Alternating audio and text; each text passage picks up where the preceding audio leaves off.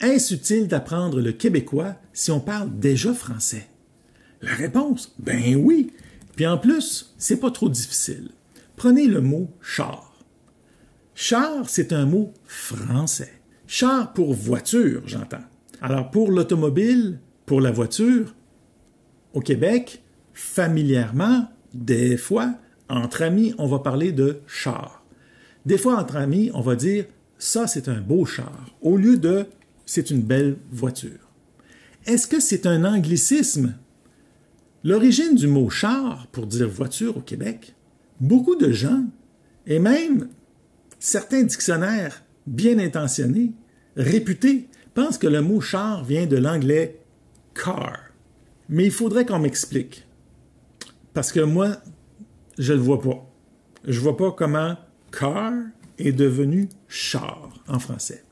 On dirait qu'ils croient, peut-être que je me trompe, que les francophones au Québec, ne parlant pas bien anglais, ont transformé le mot « car » en « char ». Mais cette idée me semble fausse.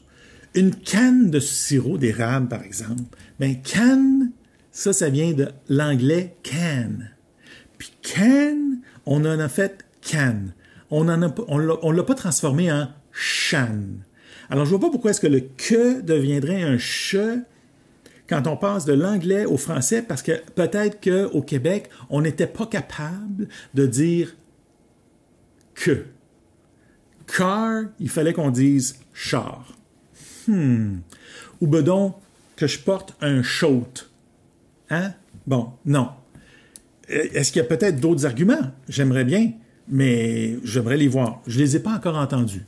Ce que je comprends pas, c'est qu'on en a un mot français qui ressemble à char. C'est le mot char. C'est char. C'est un vieux mot d'origine latine qu'on a toujours utilisé depuis 2000 ans.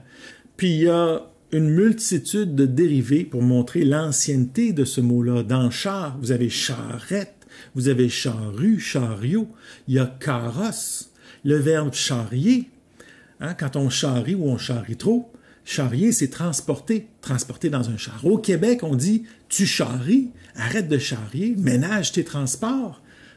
Alors, l'utilisation traditionnelle pour véhicule, charrette, expression avec charrier, tout ça, ça va dans le sens d'un mot qui existait déjà. On n'a pas eu besoin d'utiliser un anglicisme. L'adaptation du mot « char » à la voiture, ben ça, c'est arrivé avec l'arrivée des automobiles au Québec autour des années 30, des années 20, des années 30, là, c'est difficile d'être parfaitement précis. Alors, essentiellement, on a l'extension du sens du mot « char » pour inclure les voitures à essence. Alors, avant ça, on avait des chars puis des charrettes pour transporter le foin ou transporter les gens avec des chevaux. Mais à partir du moment où les voitures sont arrivées, on a dit, ça c'est un beau char. Puis, oublions pas, il y a les chars allégoriques dans les parades. Ça, c'est un beau char allégorique, c'est un beau char. C'est un beau véhicule. Le mot char, ça avait ce sens-là. Alors, d'arriver puis de dire, c'est un anglicisme, moi, je vois pas comment ça aurait pu être un anglicisme, là. Je vois au contraire plus de raisons qui disent que c'est l'élargissement ou l'extension de ce mot-là à ces nouvelles voitures. Alors, est-ce utile d'apprendre le français québécois si on parle déjà français? Ben oui, absolument. Parce que le français québécois, quand on dit « Ah, ça, c'est un beau char », on se rapproche des gens. Vous savez, il y a deux façons de s'exprimer. On peut s'exprimer pour montrer qu'on sait beaucoup de choses, montrer son expérience.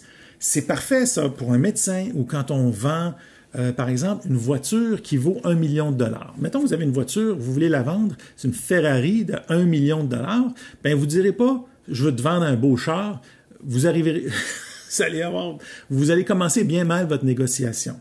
Mais si vous parlez comme vous voyez passer des voitures, puis vous trouvez que la voiture est vraiment très belle, puis vous voulez vous rapprocher de la personne à qui vous parlez, bien là, en français québécois, ça va être avec le mot « char ».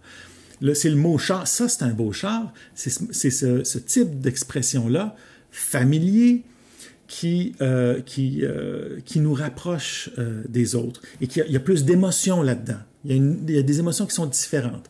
Alors oui, pour se rapprocher des gens, pour ne pas avoir l'air d'un snob, pour faire partie de la gang, puis vivre heureux avec les gens que le destin a mis sur notre route, ben oui, il faut parler un français familier. Le français québécois familier, c'est à ça que ça sert. La plateforme démonétise ce genre de contenu. Votre soutien compte vraiment. Abonnez-vous.